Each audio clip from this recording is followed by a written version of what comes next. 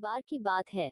कहीं दूर एक गौत नामक एक संत रहा करते थे। इसका एक ही बेटा था। उस बेटे को वह बहुत प्यार किया करते थे। जितना वह अपने बेटे से प्यार करते थे उतना ही उनका बेटा उनसे प्यार किया करता था। उस संत के बेटे का नाम अर्जुन था। एक दिन की बात है। वह शांत भगवान की पूजा कर रहे थे, तभी उन्हें पता चला कि उनका बेटा अब इस दुनिया में नहीं रहा। यह सुनकर संत के चेहरे पर हल्की सी उदासी दिखी। फिर से वह सामान्य हो गए। लकड़े का शव आया। तभी संत के पास एक शिकारी आया। शिकारी कहने लगा, महाराज, आपके बेटे की मृत्यु का कारण यह सांप है।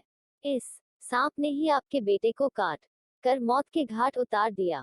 अब आप ही बताएं कि मैं इस सांप के साथ किया करूं। क्या मैं इस सांप को टुकड़ों में काट कर मार दूं या फिर गर्म तेल में डालकर मार दूं? संत महाराज ने कहा, आप इसके साथ कुछ भी न करें।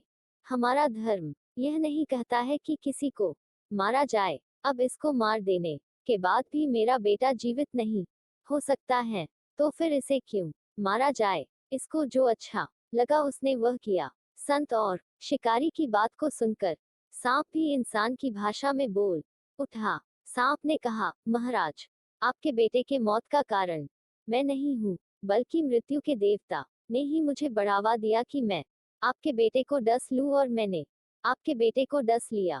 अभी इसकी बात हो ही रही थी, तभी मृत्यु देवता भी वहां आ गया। मृत्यु देवता ने कहा, किसी के मौत का कारण मैं नहीं होता हूँ।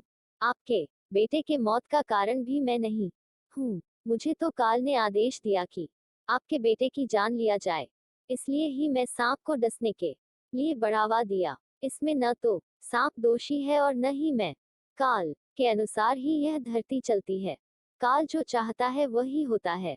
हम सब काल के अनुसार काम करते हैं। मृत्यु के देवता संत, शिकारी और सांप को बता रहे थे। अभी तक यह खुद को सही बता ही रहे थे, तभी वह पर काल भी आ गया।